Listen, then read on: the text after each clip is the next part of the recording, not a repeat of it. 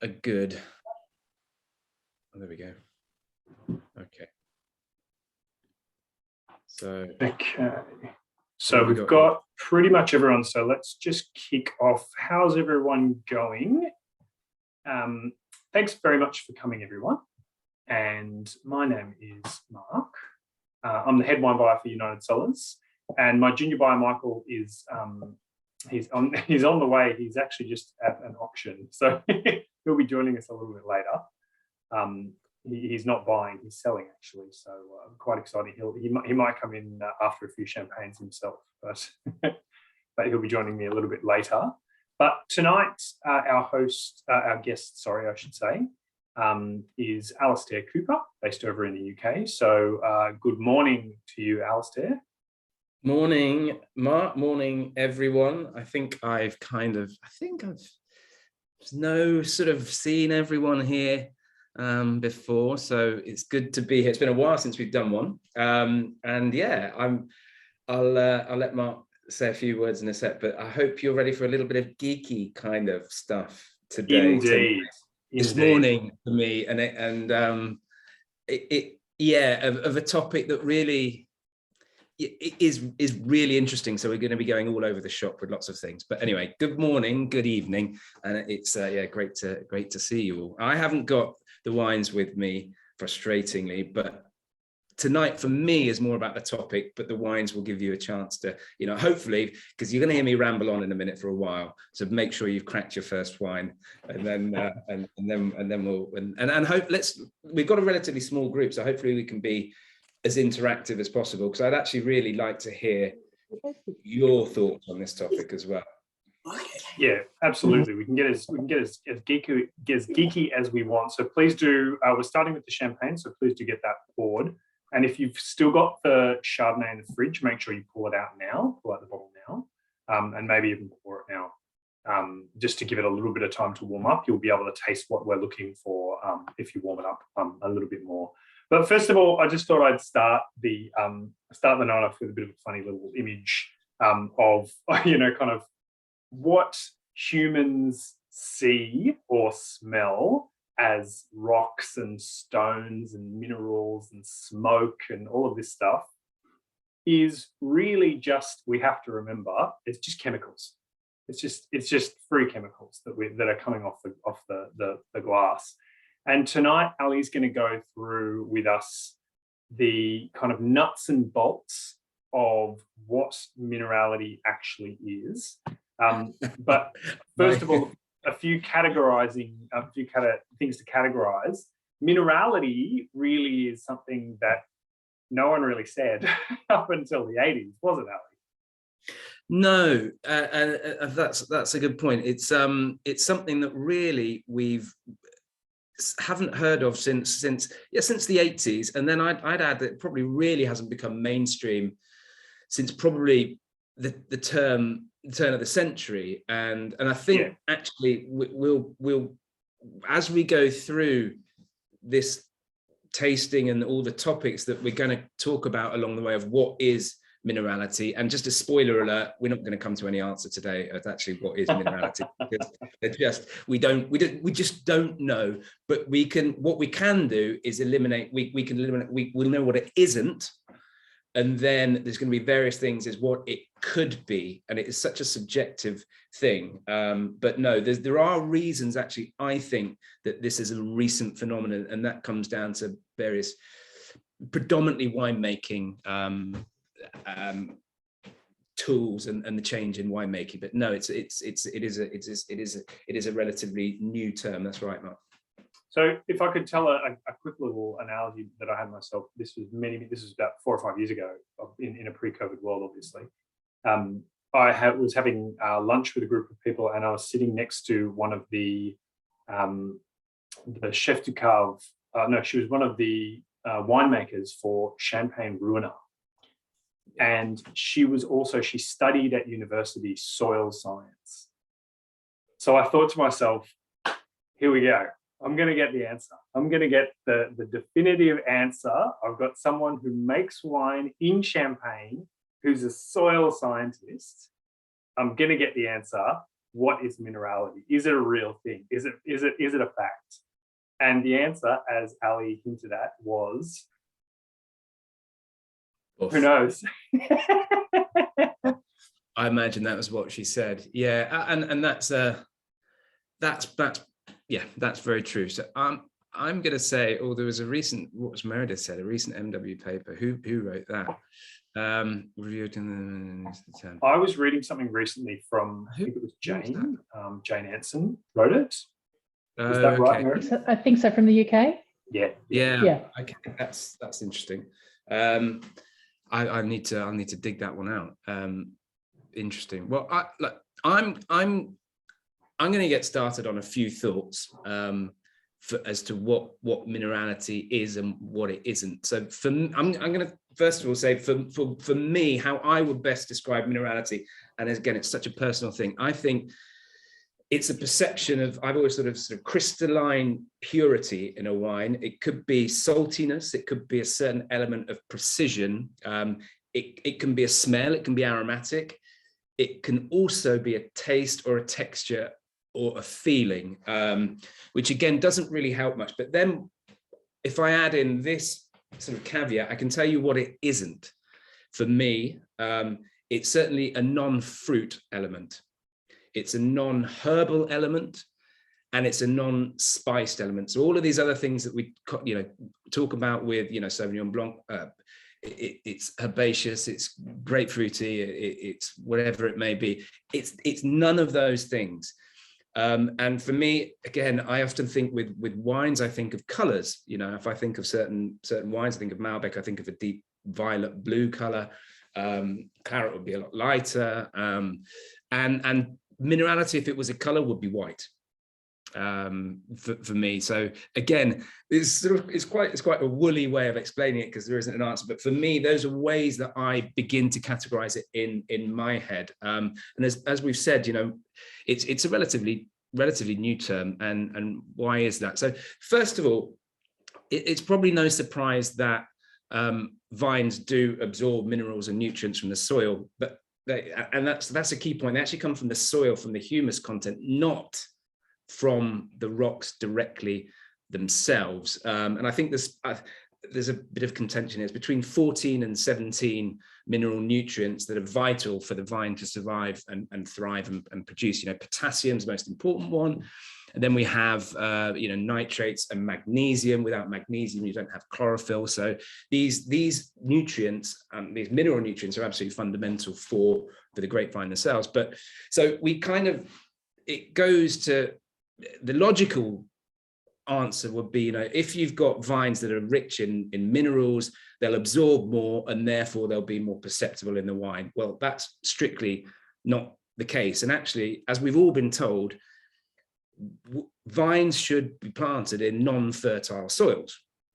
So if you've got all these soils rich in nutrients and things, actually that's not going to be a great thing for wine. So for the vines themselves, so it's quite complex. So essentially, there's very little evidence that we can also perceive the taste of minerals and nutrients in the wine. So there are certain things that we can taste. So there are certain things in Shiraz. We have this compound, this mineral called, well, it's not a compound, it's a molecule called rotundone, and you find it in Grüne Veltliner, you find it in Syrah, and you also find it in black pepper. So we're actually tasting and smelling that same element in black pepper as we are in Grüne Veltliner or Syrah. We have the same with methoxypyrazine, which is that herbaceous green, pungent, grassy element that we find in Sauvignon Blanc and Cabernet Sauvignon and Cabernet Franc. That's also found in green pepper. So there is an actual tangible link between these flavors and aromas that we're tasting. Diacetyl as well, that you get from malolactic fermentation, is also found in butter to give that buttery richness. So these are tangible things that we are perceiving, and we can link back to an actual molecule.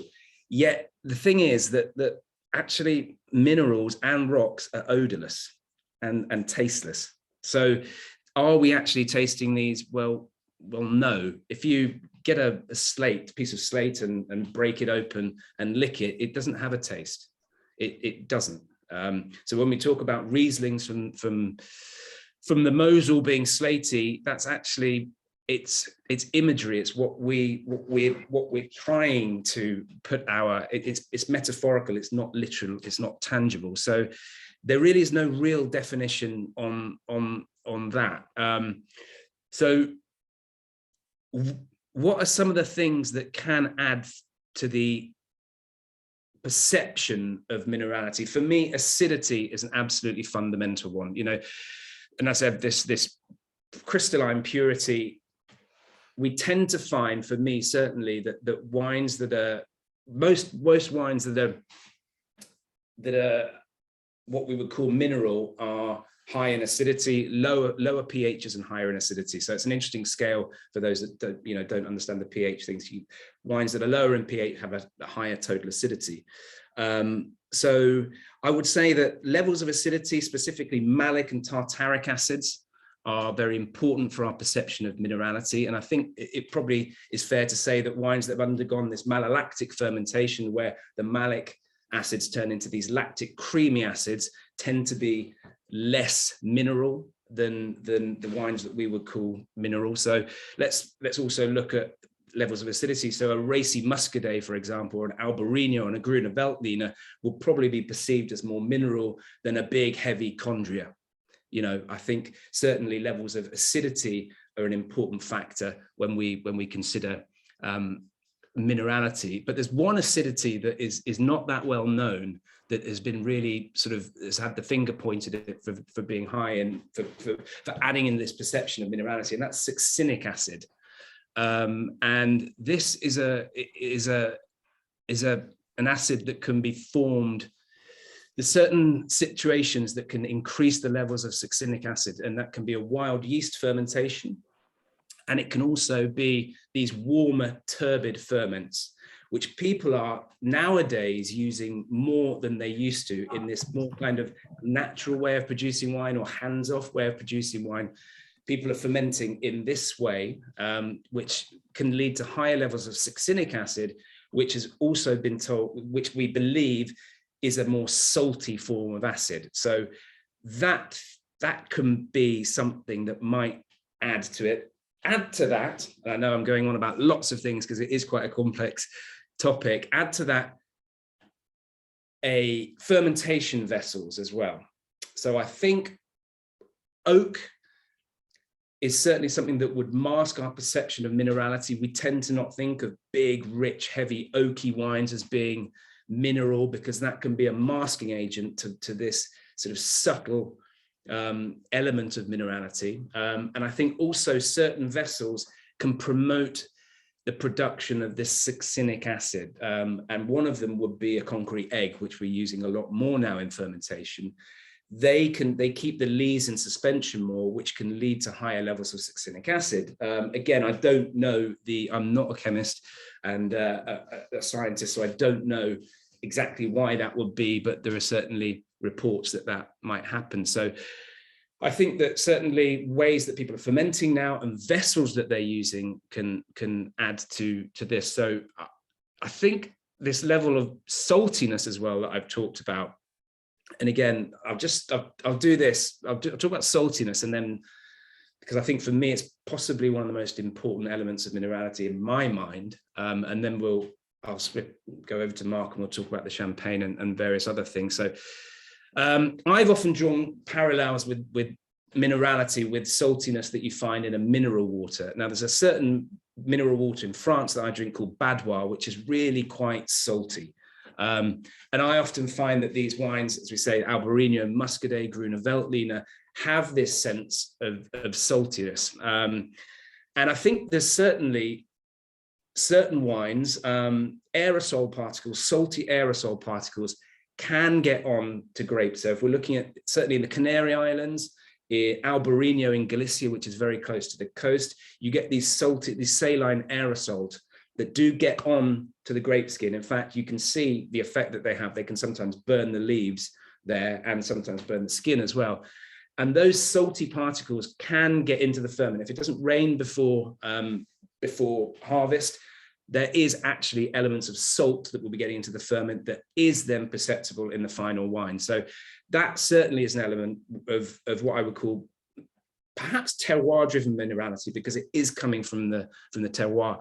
But then you can also find salt can find its way, or sodium can find its way into ferments through gypsum that's added to soil to correct the soil. That can add an element of sodium going into the ferment, as well as sodium hydrochloride, which is used as a cleaning agent on drip irrigation. So they clean out those drip irrigations with this sodium hydrochloride, and that actually can also add an element of sodium into the wine, which of course is not terroir driven at all. That's a human addition. Also, you know, salty soils, you get them in the Riverina and also in the Atacama Desert, where there's some fantastic wines, oddly enough, made in very salty soils. And I tend to find certainly these wines from the Atacama have a salty element to them. However, salt is toxic to the vine, so the vine tries to minimize its actual uptake of salt itself. So I'm going to stop there, because I could probably go on for a long time about all of these things, but I've covered that, and we've still got lots more to go through. But those are some of my thoughts on what minerality could be, why we're perceiving it more now through these the change of fermentation regimes and vessels as well. And also this element, for me, this element of saltiness is true. But again, we're going to talk a bit more now with the next couple of wines about processes in the winery that can also add to this element of minerality. Mark. Thank you, Mace. Thank you. So let me just share the screen again so you guys can all see what I'm looking at as well. I apologise. I did jump ahead and get to Ali. I forgot to promote our most famous of items, the Wheel of Wine. We've got some questions based entirely around minerality. There will be a test. Don't worry. It's all about what we're talking about tonight. So the Wheel of Wine, for those of you who've not used it before, just text your answer into that number that you'll see on the screen right there. It's also going to be on the questions themselves. $50 credit up for grabs for whoever wins it. Just make sure you text your name and your email address to the number on the screen.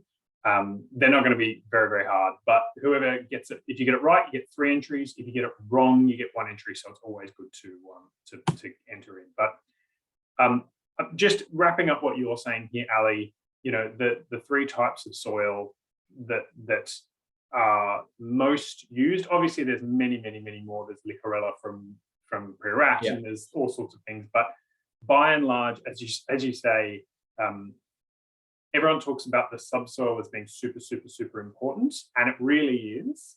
But the topsoil is what actually keeps the vine alive. And that's what we're talking about here. You've got clay, sand, and silt. As Ali was saying, minerality and salinity most clearly can come from within these of course. But yeah, just thought I'd clarify one thing with that. So what we're talking about now with Champagne is Champagne Jacquinot. Now, the reason I chose this wine is obviously Champagne, limestone soils, they really play it up in terms of how mineral the wine is, and it's a factor of the fact that it's on this big bed of limestone, right? Now, as Ali's just basically clarified for us, it doesn't matter how deep the vines go, it doesn't matter how much limestone they're touching, that doesn't really mean much to the final minerality of the product. However, the reason I chose this wine is because this, to me, of all the champagnes that we have available that I drink with any regularity, Jacquinot has a distinctive salinity to it. And I'd like you guys to try the wine and to kind of think about what Ali was saying about a salinity within the wine. It, of course, has the very classic slaty mineral character that all champagne houses will say that they have. But to me, this has a very saline, almost like a savory element to it, which a lot of which salinity can kind of cross over into. But yes, we're not going to focus a huge amount on the specifics of the wine. Of course, if you have questions, please ask me. But I'll just really, really quickly run through the winemaking, which will give us a little bit of a hint as to how that might bring about the salinity. So Jacquinot is 75% Pinot Noir, 25% Chardonnay. It's all sourced from Grand Cru vineyards in Aviz, on the slopes of Aviz. It uses 30% reserve wine, which is actually quite high. And in my opinion, and Ali, I'd be keen to hear your thought on this, I think that's part of the reason why you get more of a savory character in the wine. And you'll also see, if you hold it up to the light, you'll see it's quite almost a coppery color. It's quite golden. So it's had a little bit of oxygen as well in the winemaking, which I think, again, is another element. 30 months on lees minimum.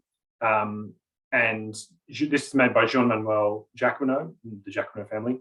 Funnily enough, Ali and I are actually staying at his house in a couple of weeks. We're staying with Jean-Manuel. I think I told you, Ali. So he's putting us up at his house when we're in Champagne, which is very, very lovely of him. But he was the head enologist at Veuve Clicquot for 15 years.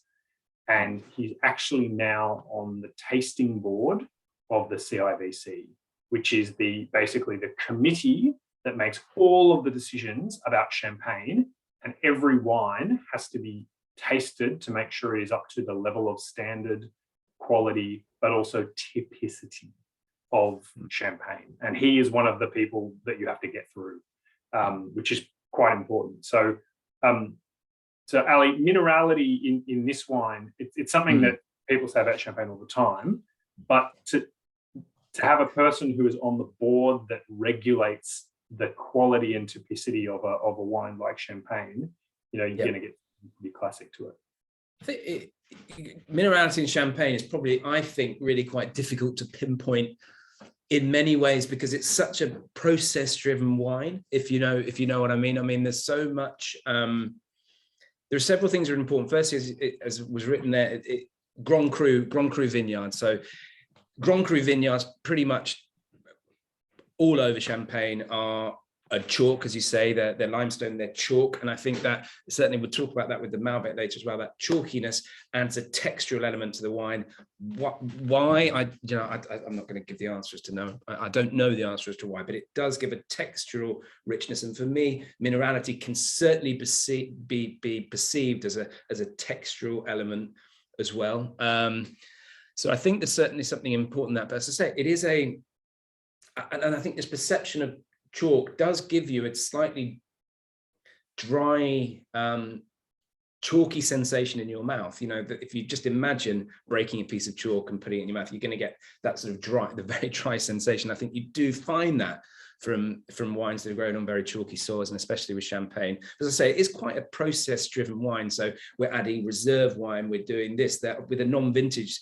They're often blending from crazy amounts of parcels, so it's very difficult to pinpoint that this is coming from. If we were looking at a Muscadet or a Chardonnay from one particular site, we're looking at a Grand Cru Chablis. It's going to be easier to pinpoint where that minerality is coming from because it's from a particular vintage, it's from a particular site. Here, there can be a lot of elements going into it, but I think possibly autolysis as well. I certainly think the chalk soils, without a doubt, add a minerality in this chalky character. But I do think as well that autolysis, which is the process of breaking down those dead yeast cells in the second fermentation in bottle, and the effect of amino acids, etc. We also know, and we'll talk about this with the next wine, that that lees are reductive as well, which can add to these smoky.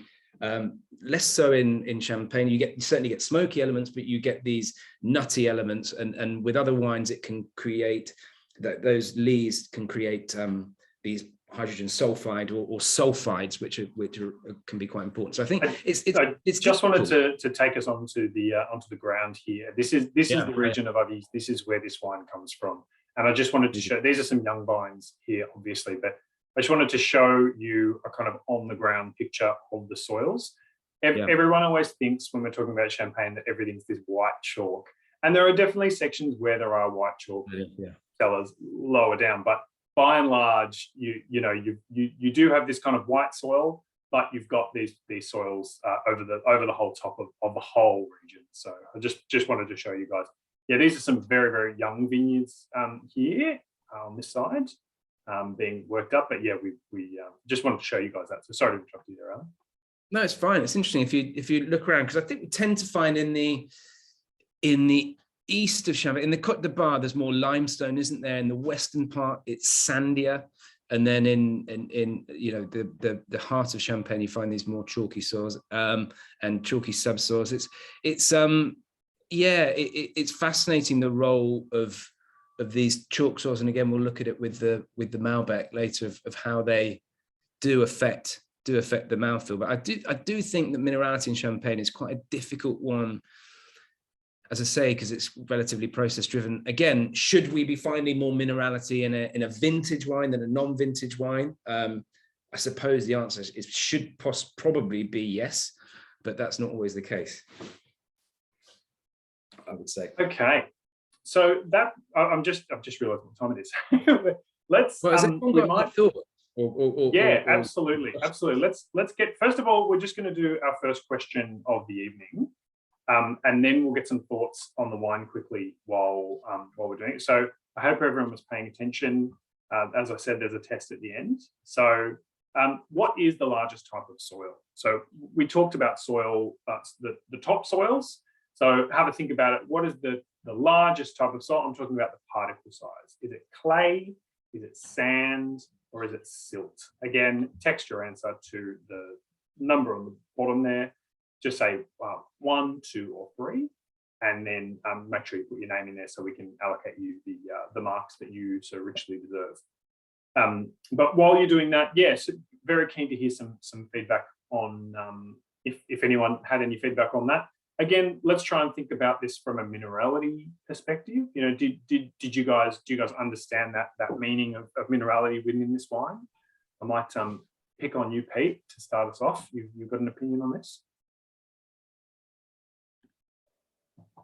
Just got to swallow my food, Mark.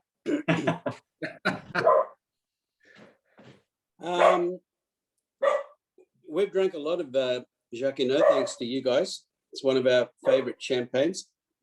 I've always liked the balance in this one, and to me, minerality was more about the taste in your mouth rather than the aromas. And I didn't actually think this was a sort of an archetype wine to showcase minerality, because I get a lot of nice balance with this. There's a little bit of citrus, there's some tree fruits in there, there's a bit of sort of biscuit. It's the kind of wine we like, and Champagne, where there's a nice balance in everything. And because of that balance, there's not one thing that kind of sticks out. So the minerality of this thing is not something that jumps out on me, in the same way that the second wine that we're trying, that I've already tasted, absolutely sort of stands out as being something, whatever you want to define it or whatever you want to call it, as being a characteristic of that wine. Absolutely, yeah, I would agree, definitely. And for me as well, you know, tasting through this while you're talking, for me, it's more a mouthfeel. It's like you said, Peter, it's not necessarily the aromas. I get a chalkiness in the mouth, and that's the winemaking. That's not necessarily the soil that we're talking about, but I get it tastes kind of like talcum powdery in the mouth. So Sam, you guys had a question. You've got your hand up there. Yeah, it's actually Bill. Walking into the someone's dog was barking before, and my dog thinks it's someone around here, so. It's a competition. My cat's just run out the room as well. Yeah, that was my dog. Sorry. Yeah, no, that's fine. But and so walking into this, my expectation was, is it terroir or is it process, right? And here we are, the first cab off the rank, and you're saying it's very process driven. So that kind of throws. I was expecting that it would be process driven, to be honest, not necessarily terroir. So, yeah, you know, my initial thoughts coming into this have just been thrown completely under the bus. and I think you're going to see that even more as we go into the next one, and then we're going to flip everything on its head again for the last one.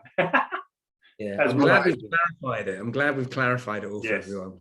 So all answers are in now. So thank you very much, guys. The answer was answer 2. It's sand. Sand is the largest type of soil. So thank you, everyone. Bye.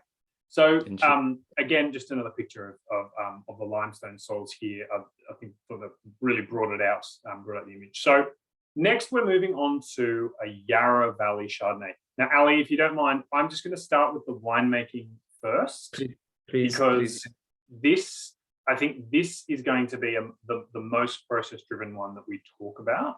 And it is really, really, really important to go into the winemaking. So this is made by a winemaker, French parentage, but born in Australia, named Phil Lemesurier.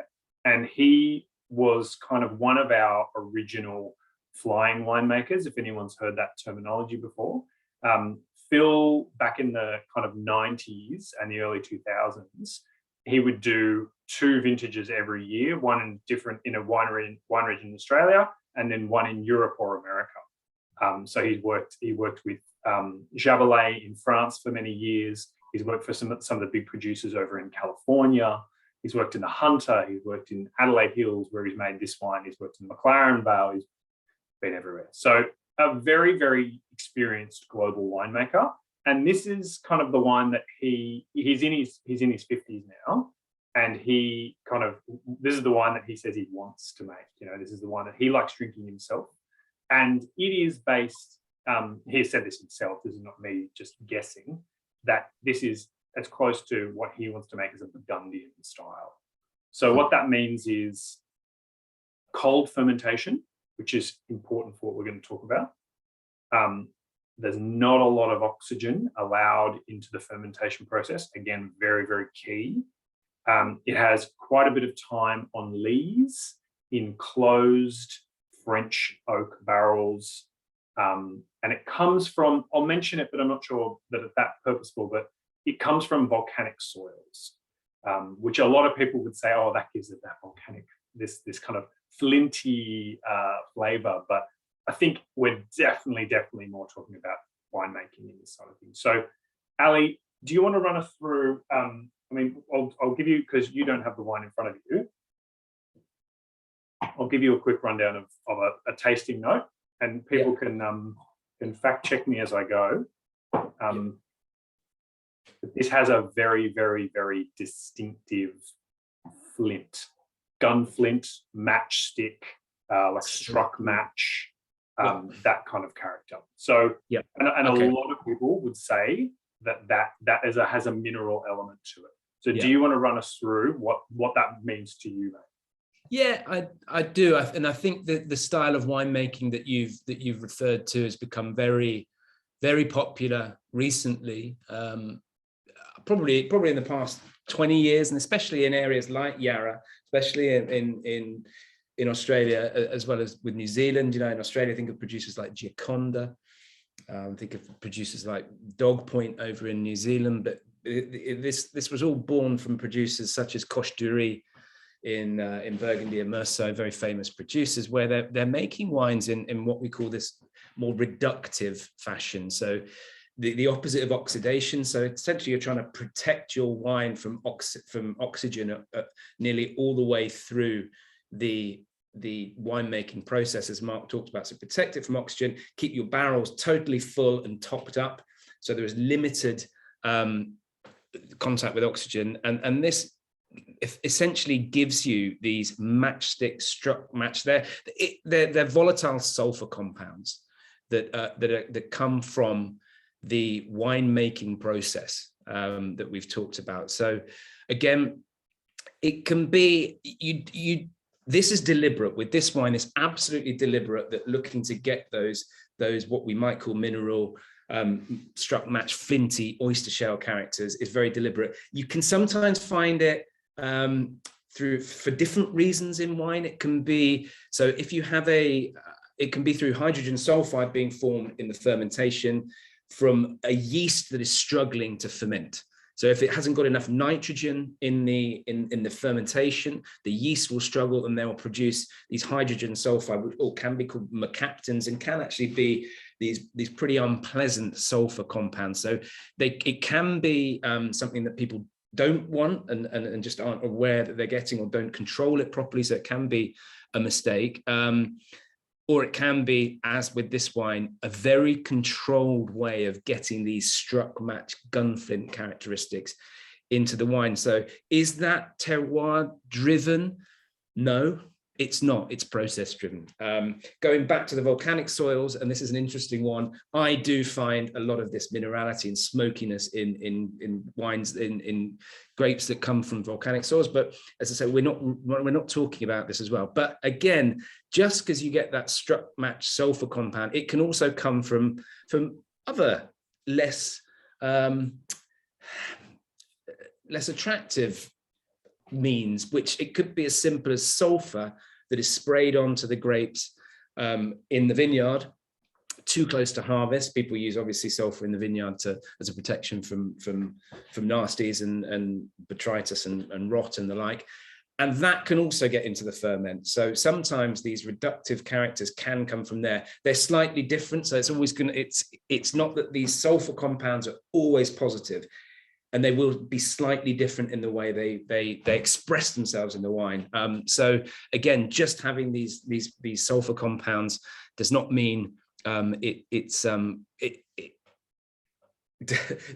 certainly not terroir driven, if it is what I'm saying. But there are certain different chemical elements. I think the one that comes from reductive winemaking is called benzenyl or something. I can't even remember. I don't know how you say it. So it's a particular, I think you're pretty close. You're pretty close. It's benzenyl, I don't know, something like that. And there's other ways you can do it. If you have heavy solids in your ferment, without getting too geeky, so have heavy solid ferments, blah, blah, blah. So that is what we're seeing here. And again, to sort of throw, to upset people that say that minerality is purely terroir driven, it isn't here.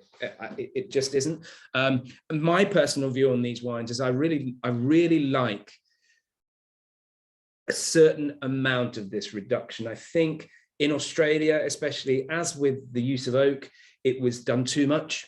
And I when it overpowers the wine, and I found that with Dog Point, so sometimes I think they've reined it in a bit.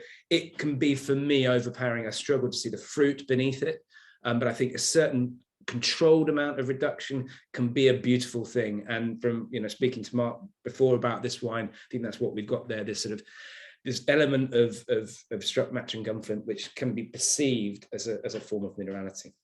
Absolutely. Now, one irony that I must point out is that now as Ali said, it was about 15, 20 years ago when this style of winemaking really took off. And it kind of came hand in hand with the concept of cool climate Chardonnay within Australia. And in the Yara Valley, it really, really was taken up very strongly by a lot of producers. And I remember this was many years ago, I remember being associate judge at the Sydney Roll Wine Show. And we tasted, I'm not going to mention who it was, but we tasted a wine from the Yara that was one of the most reductive things I've ever tasted in my life. Yeah. And it ended up getting a gold medal, not because it was the best wine, but because it was the most memorable. And the irony of it now is that if I'm doing a blind tasting of Chardonnays and one of them tastes New World and has that struck match flinty mineral character, I immediately go to the Yara Valley, because it's chicken and egg now. So interesting enough, if I'm not mistaken, and you might be able to be right here, wasn't it the Heytesbury, wasn't it Vassar Felix and the Heytesbury Chardonnay of 2000 and I don't know, was it 6 or something like that, that won some competition and was really the first sort of wine in Australia to go, and then it will call. I might be wrong, but I think I remember that was a seminal moment where it was like, oh shit, we're doing this style in Australia. And I'm pretty sure it was the Heytesbury. It was either Heytesbury or it was Cullen Kevin John, which is really that style again. And that was more the flip, because Lewin-Art series is like the polar opposite of that. And it's kind of one of the vineyards next door, and they've just taken it to the next level. But again, I mean, Ali, to your point, for me, I find this style, it's like a pendulum. And I feel right now, and especially with this wine, the pendulum has swung into the middle. You know, we're not going for that buttery style, and we're also not going for that, as Ali has actually explained it to me before, which is a tasting that I use all the time now. It's an anemic wine. It's bony, and it's hard and harsh and flinty and rocky and just unappealing, really. Yeah. Well, that was when the whole kind of, as well, we also have to factor in this element of minerality with the movement towards early harvesting as well, because a lot of people, certainly again in Australia, going from those big oaky things, pushing the pendulum the other way to these skinny anemic things. A lot of that with the high raised acidity was, you know, early picking. They're picking grapes that weren't ripe as well. So, and that can add what people, I remember the winemakers at the time, I'm not going to name them, but, you know, Australian winemakers that were saying, you know, this is an expression of terroir. This is our terroir. This is our take on Chablis. They were just unripe grapes, quite honestly, with lower pHs and higher acidities as well, made with this sort of reductive way. That it was very process driven. You pick the grapes early and you treat them reductively, and that was minerality and expression of terroir, which I don't agree with.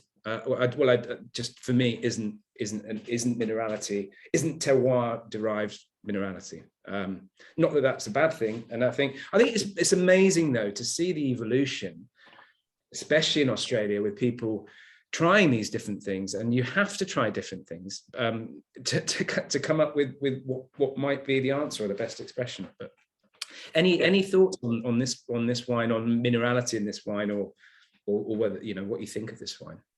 I mean, first of all, I think probably the most important question is, can everyone see what we're talking about? Can everyone, taste and smell that flinty, struck match character? Yeah, I'm getting a few nods here. Okay. Yeah, it's maybe this conversation's awesome. Thank you, because like I'm thinking wine from a whole different perspective, I suppose. But I like these wines, so it's interesting. Like I like a Yara Valley Chardonnay, so I must like this form of, you know, minerality in the wine. So it's very interesting, and I think, like what you were saying, Mark, from now on, I'll probably be able to notice it every time. You know, it's something you see now that you probably didn't realize. But it's a key indicator. Yeah, it's a key. Yeah, I'm not an expert, but this is really great, and really, you know, getting me thinking about all these different things, especially the champagne as well. That like really fine saltiness, like from a mineral water, like what you're suggesting, Alastair. It's very good. Thank you. Thank you for coming down the nerd rabbit hole with us. It's a bit geeky, but it is super geeky. No, I like anyone else got Sam, any thought? the Sidwells, did you guys have a question there? No? I'm glad the pendulum has swung back in my direction. I'm a chemical engineer. I'm very process driven, and I know, and I'm a home brewer as well with beer, and I know small changes in the ferment, or, you know, as you say, picking early or whatever, that's all process and can affect the final outcome. And I reckon this is I tend to like those buttery Chardonnays, and I really love this very, very bone dry Chardonnay. It's great. Bone dry, but not bony. Yeah. No, it's good. This honestly, this one of the reasons why I love this wine and why I put it in tasting is because it shows everything that we're trying to talk about, but it's also a bloody good wine. It's like a really enjoyable wine. And this, as I said before, Phil is trying to make a wine that is, in his opinion, as close, you know, Burgundian influenced. It's not from Burgundy, obviously. It's not trying to be from Burgundy, but it's got the hallmarks there, and it's got the winemaking techniques in there that have put it on a similar trajectory. So yeah, it's really cool. So we are going to move on to our second question tonight. So hopefully this is one where kind of hark back to what we were talking about before, but this is about soil type and minerality. So which soil type is meant to express the most minerality in a wine? Is it sand, limestone, or clay? Now we're not talking about salinity, we're talking about minerality. So again, a contentious question, but especially after everything we're talking about. But I love bringing it back to kind of the original questions that we were asking at the start of the night. And then, you know, we taste through things and we talk about things and we come to kind of different conclusions. But yeah, so again, you've got the text number on the screen there. Answer 1, 2, or 3. But do let us know what you think. And we are going to move on to this. Again, we've already spoken about this, but this is kind of a little bit more information on the flintiness and gunflint, oyster shell, matchstick. That's the stuff we're talking about. Before. If you guys do want these slides, just let me know. I can share them with you. This has got all the kind of the facts and figures on it and everything. But we're going to move on to our third and final wine now, which is the Bodega Salentine. It's their Primus Malbec. Again, probably best if I do a quick rundown of the winemaking first, Ali, and then we can get into the actual region itself. I've got some amazing Google imagery to show you guys the specific terroir of the region, because it is, you know, one of a kind. This place is absolutely one of a kind. And this is a region that you've been to, Ali. It is indeed. I lived in Mendoza for a couple of years, and yeah, a while ago now, but yeah, it's a pretty cool place. No, you know well. So yeah, so just the basics. This is the Primus Malbec is 100% estate grown fruit. So it's 60% from one of their vineyards that is one of the oldest vineyards in Argentina. It's called El Oasis. It's 60% from there, and then 40% from their best vineyard. It's called the La Pampa vineyard. It's a single vineyard site that is just, you know, they do a single vineyard La Pampa, which is considerably more expensive than this, but 40% of it's from that La Pampa vineyard. So this has had 18 months in French oak, but only 15% of it is new. So they really toned down the new oak on this. So it's more seasoned oak, so more about oxidation rather than oak influence. The vineyards that it comes from are from 1,700 meters above sea level, so some of the highest vineyards on the planet. And as a very, very broad summary, these are sandy soils, and they are over a bedrock of calcium carbonate, which is pretty classic to this section of Mendoza. So, Ali, do you want to run us through there's more details on your screen about the kind of winemaking side of it, but I wanted to get more into the kind of the picture of drawing us a picture of what makes this area unique and what that has to do with minerality in your mind.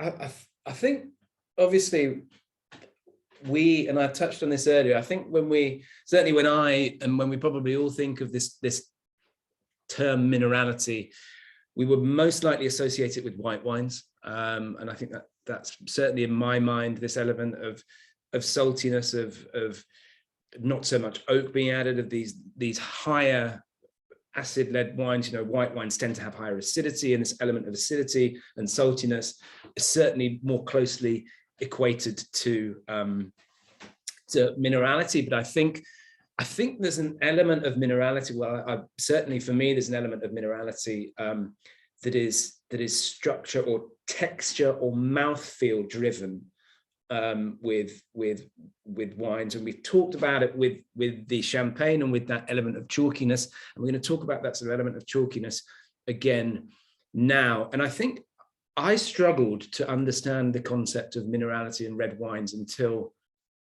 well, it would have been I don't know, 7 or 8 years, maybe 8 or 9 years ago, when I tasted a wine from Priorat. And in Priorat, they have these Licorella soils, these kind of red soils that are incredible. And I remember tasting it and having this real perception of what was minerality. And it was the soils, these Licorella soils tend to give wines that are higher in malic acid. So I think it was still slightly acid led, but it was a texture, it was a mouthfeel, it was an almost chalkiness, which we're talking about, which is what we tend to find in this wine. And I think certainly in this area of Mendoza at altitude, you get calcium carbonate is hugely important. So here, as Mark said, in these vineyards, we've got sand on the top and calcium carbonate on the bottom. As you go higher as well up into the areas of, there's a place called Gualtallarí and Paraje Altamira in Argentina, probably for me the greatest terroirs in Mendoza. That calcium carbonate comes to the surface as well, and it is absolutely staggering to see these white vineyards with huge white boulders. And there is, without doubt, and I just tasted recently 150 Malbecs blind for Decanter magazine, and I could tell you, I knew which ones came from Gualtallarí, I knew which wines came from these areas, and I think as well this move away from using so much oak, especially in Argentina and in Mendoza, where they were very oak-led before. I think Primus has there's still a tangible, oak element in this wine.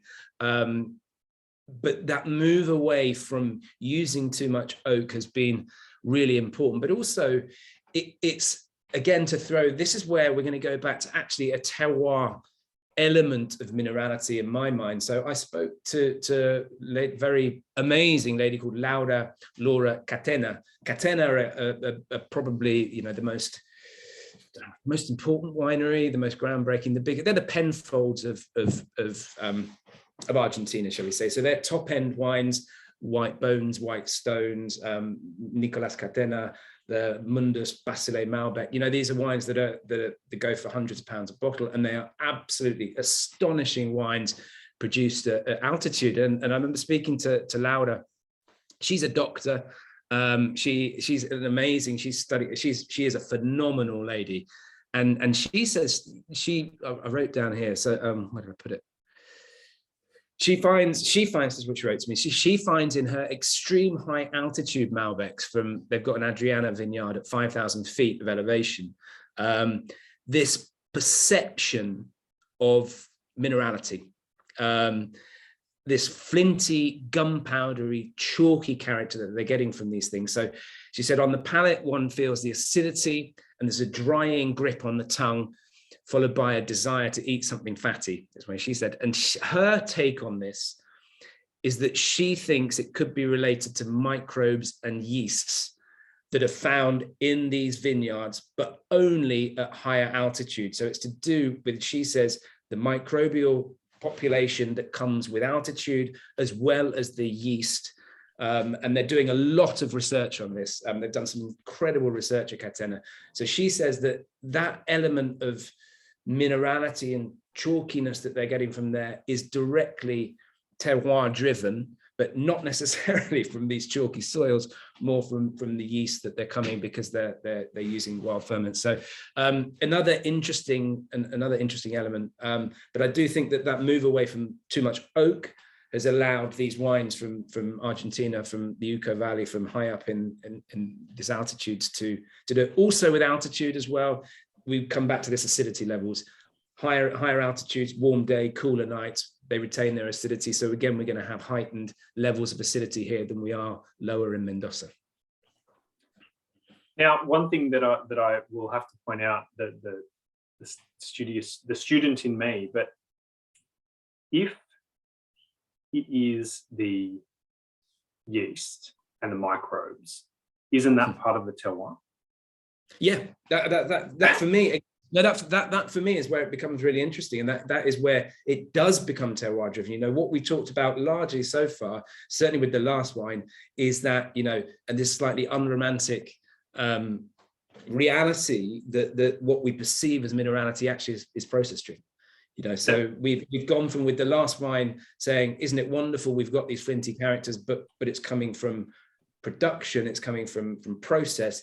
Here, you know, what we're saying is actually it you know, that is terroir, absolutely. And I would argue as well with the wines that I touched on, these Albariños, or these grapes from the Canary Islands that are right by the coast, and they're getting directly getting salt from there. I would argue as well that that's also terroir. That is coming directly from the vineyard.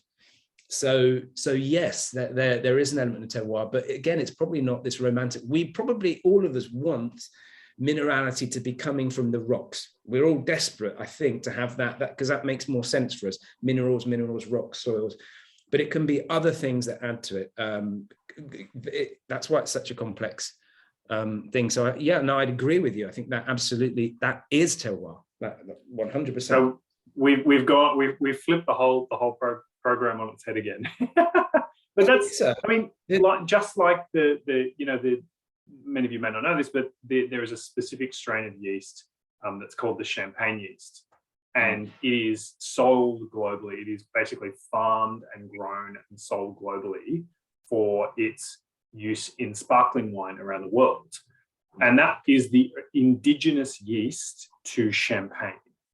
And it's the one that creates the finest bubbles, and it flocculates the least, as in it creates the least amount of sediment in the bottle, and all these other things that's fantastic for Champagne.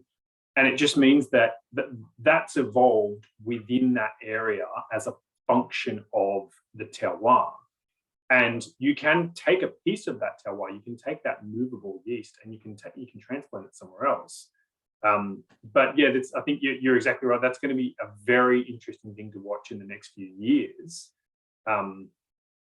Whether we have things like, whether we're able to almost replicate that yeast from this area, this high altitude yeast, and see if it can create something else. Yeah, possibly. And I think that it is very complex. I think just another word to flip it back on its head the other way, is that this textural element that I've talked about with the chalkiness and certain textures being, you know, I get sandy tannins as well. I got chalky tannins, sandy tannins, mouthfeel, you know, and often they do tend to come from sandy soils or chalky soils.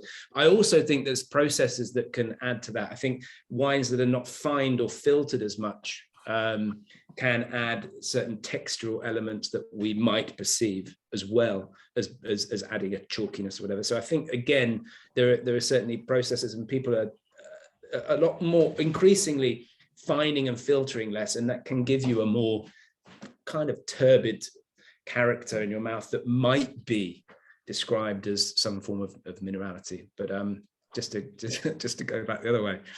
Yeah, for me, I mean, I'm keen to hear everyone's thoughts here. We're going to do the Wheel of Wine in a second, and thank you everyone for your answers. But for me, it doesn't necessarily taste like a it tastes like graphite. This is going to sound strange, but you know, like pencil lead, carbon. That's more what it tastes like to me. But there's also a real distinctive savoury character in this wine as well. It's absolutely fascinating. Absolutely fascinating wine. That graphite-y character, is definitely, and that's what I find in Priorat as well. That sort of pencil lead, graphite, earthy. You know, we often describe it. Earthy is another term that is bandied around all the time now with wines. Earthy. And graphite's probably a little bit more precise.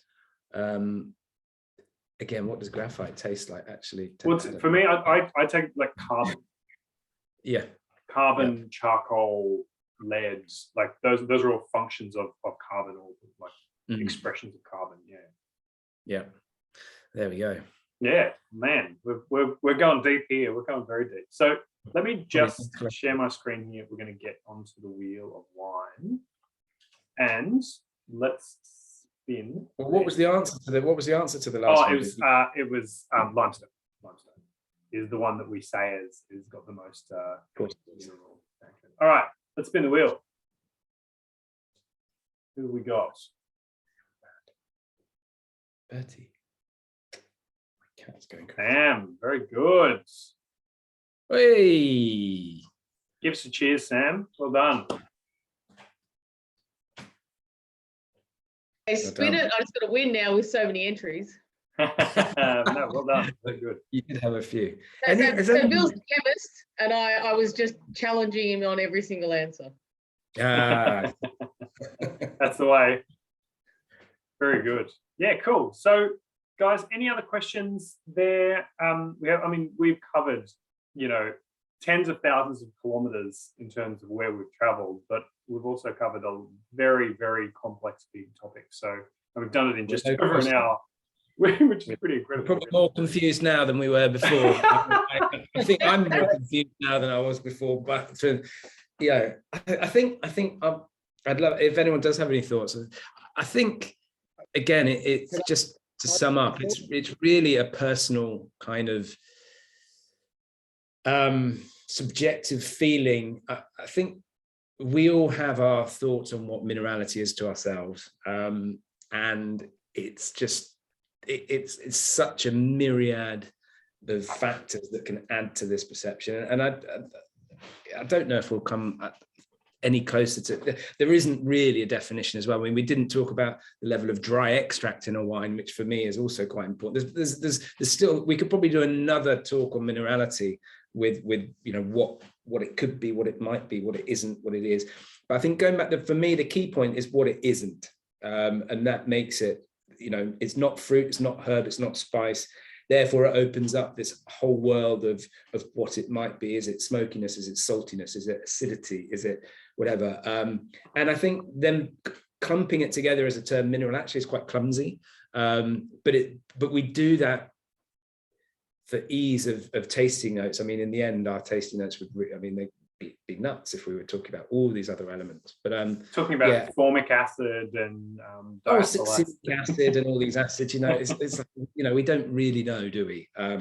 So one thing that my kind of parting comment here would be, and my background's in not in wine. I studied psychology, and humans, our brains automatically try and take shortcuts all the time. It's what we do. We save as much energy as we can.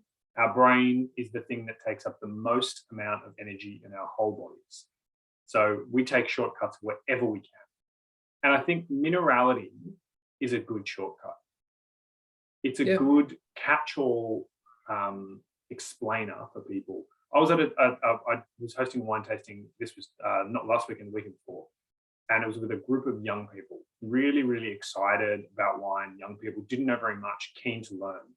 And we tried a Loire Valley Sauvignon Blanc, which I would describe as really mineral and stony, rocky. And I said to people, think about, just when you smell this wine, think about when the rain starts to fall on the pavement. And just think about that smell. And then smell the glass, and that's what I would call a rockiness, like stoniness. You're not licking the pavement, you're not drinking the rain, you're taking a shortcut to something that you already understand, and that's what we're trying to explain with minerality. I think the problem that we are coming across, literally discovering tonight, is that minerality has multifold. It has a multitude of different levels within it, and we are using too much of a cheat sheet by just saying minerality. Like you said, with earthy, what kind of earthy? We're talking about fungal earthy. We're talking about soil earthy. There's just it's too much of a cheat, and we need to be more specific. Yeah. Whew. Deep. But anyway. That's us for tonight, guys. There's a couple more tastings coming up. Georgian wine tasting. If you guys, this is for our Sydney people only. If you haven't already got tickets, because we've got a week to go. That's with Andrea Pritzker. Tuesday tutorial again. If you're in Sydney, I think there's like 4 tickets left. It's not much, but let us know. We're doing a super deep dive into Pinot Noir. And then we're doing a deep dive into Cabernet. That's a big, large format event. There'll be, 45 different wines on tasting. So if you like Cabernet, make sure you're coming along to that one. Just get in touch if you need any more info. So Georgian's online. Georgia's online next Thursday night. Yeah. See you in 7 days. Yes. But as I said, we're getting limited with the public holiday on Monday, so we've got to get them out, get the wines out as quick as we can. Yeah, they came really quick. Oh, beautiful. Good. All right. So that's us, guys. Thank you so much for coming along tonight. Alastair, thank you, mates. Again, you've probably created more questions than you've answered, but that's what we're here for. I'm glad I've cleared it all up for you all. That's now you all know what minerality. Well, I tell you what is a good thing. We know what minerality isn't. I think that's true. But that's really cool. That's a nice. Got my brain ticking for the day, and quite excitedly in other news, I'm been talking to Anthony and Mark about trying to. Hopefully, it looks like I'll be over to Australia in November, and we'll be doing some events in person, potentially all over the place. But it would be great actually to see some of you guys in the flesh, and so we're just nailing down some dates for that, which should be exciting. And then Mark and I were off to Europe with Anthony in a few weeks to go and find some more gems to get to you guys in Australia as well. So it's exciting times, the world of travel. Hope to get to Brisbane. There was talk about Brisbane actually. Anthony was talking about Brisbane, Perth. I'm just trying to get the permission to be away from home for so long, because he was talking about New Zealand as well, and I'm in Chile for 2 weeks. I'm in Chile for 2 weeks, and I'm back for 2 days, and then it looks like I'm coming over. So I'm having to speak to the boss to check she's all right with me going away for like a couple of months. So no. Anyway, it's great to see you all, and that's a cool tasting. And I'm off to see Sting in concert tonight, which is also quite exciting. Very nice. Yeah, I'm off to London to see Sting, so that should be quite fun. It's a good day all round.